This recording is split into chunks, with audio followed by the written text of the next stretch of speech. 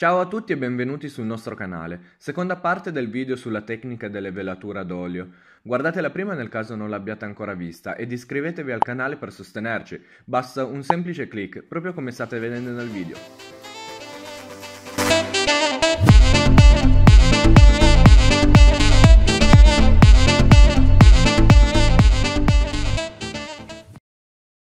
Cosicché quando vi troverete di fronte a un quadro, se vi succede, a un quadro fiammingo, capirete come certi effetti sono stati ottenuti.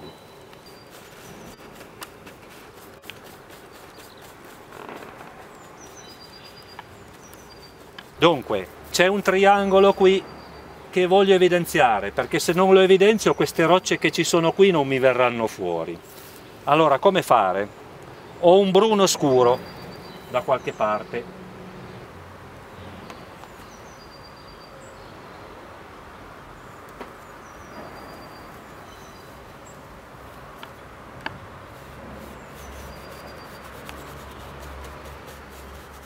Adesso affronto il parapetto del ponte. Dunque, qui il ponte lo suddivido in due, anzi no, adesso sono nell'arcata, mi conviene nell'arcata, poi il parapetto successivamente. Allora, fino a qui farò un colore, lo stesso viola che ho dato prima, quel viola purpureo che mi dà profondità. Mentre dall'altra parte ho bisogno di un verde, perché cambia la luce, l'incidenza della luce. Essendoci alcune piante, la luce viene mitigata dall'ombra delle piante e quindi avrò bisogno di un colore più freddo. E uso un verde, che è un verde smeraldo scuro.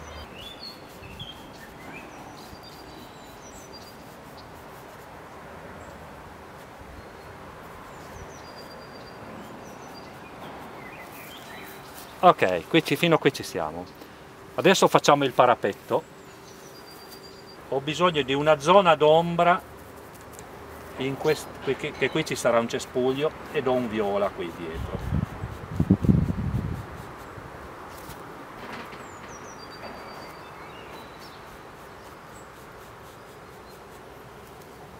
Adesso passiamo al blu cobalto e facciamo il parapetto.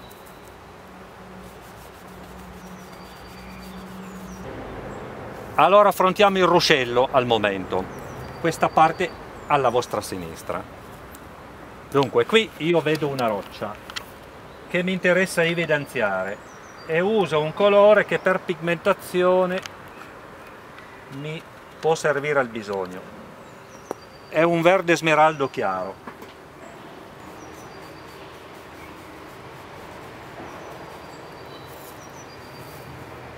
Naturalmente qui c'è un rigagnolo e ci sono dei riflessi. Raddoppio il verde anche sotto perché la roccia si riflette nell'acqua, presumibilmente. Allora, qui c'è un'altra roccia che mi interessa smarcare rispetto alla roccia precedente. Userò un verde oliva.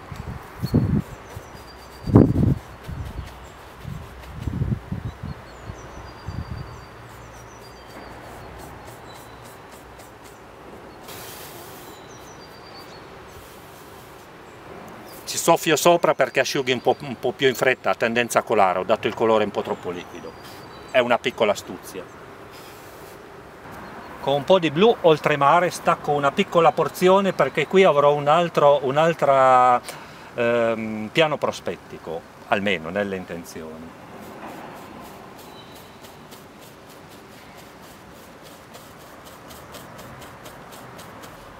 Adesso cambiamo registro. C'è questa parte di pseudofoglie, di chiome di arbusti, di alberi. Uso di nuovo un rosa italiano, qui,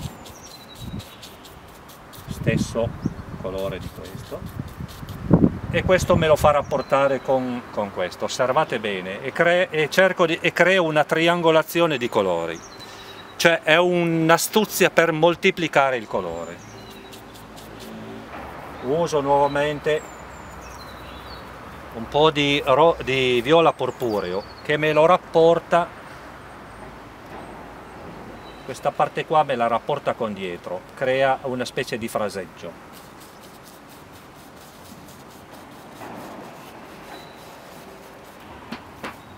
Qui ho bisogno di portare in avanti, come già dicevo, le terre hanno maggiore capacità di portare in primo piano rispetto ai colori trasparenti le cose. Boh. Evidenziano meglio i primi piani. Ecco. Viola purpureo in questa porzione.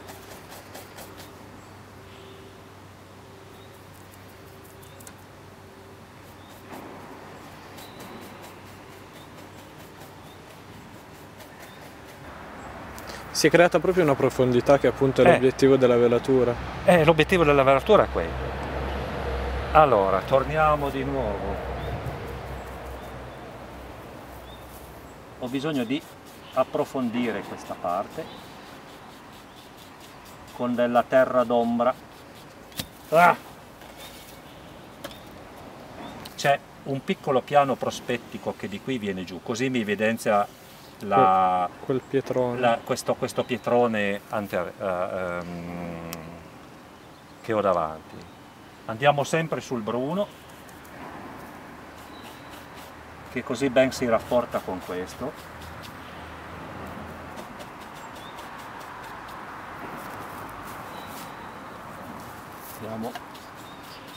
Diamo un po' di rotondità al pietrone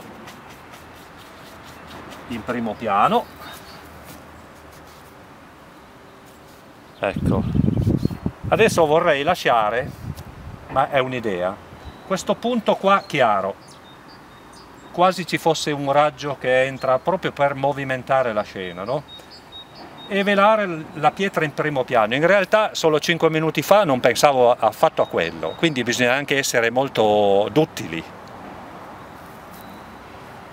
Come farlo? Vediamo, dunque. Allora, per evidenziarlo qui intravedo una specie di profondità. Allora, ho bisogno di un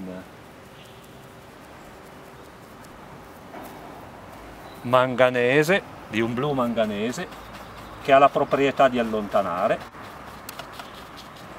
Un leggero strato di viola qui, proprio leggero. Un po' di leggero blu cobalto.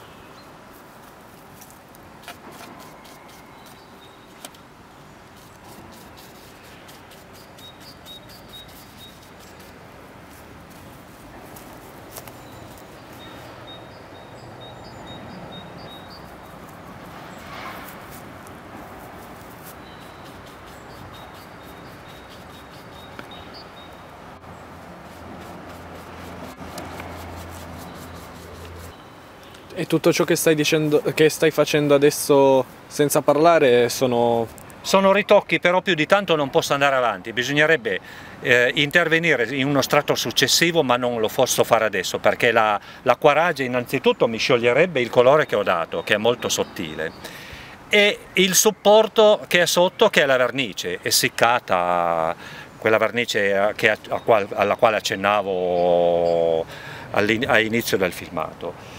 Quindi avete visto quanto può cambiare, ma niente vieta di farlo cambiare ancora. Infatti adesso ciò che è stato programmato è stato fatto, di più non posso fare fino eventualmente domani o dopodomani, bisogna dargli un po' di tempo perché asciughi. Comunque il procedimento è questo. Poi consiglio di non andare oltre i 2 strati, perché poi il colore diventa pasticciato. Quindi qui dovrei ancora intervenire su alcune cose, ma non lo posso fare adesso. Vi faccio vedere i colori che ho usato, sono questi, ma se ne possono usare anche altri. In questo caso mi bastavano.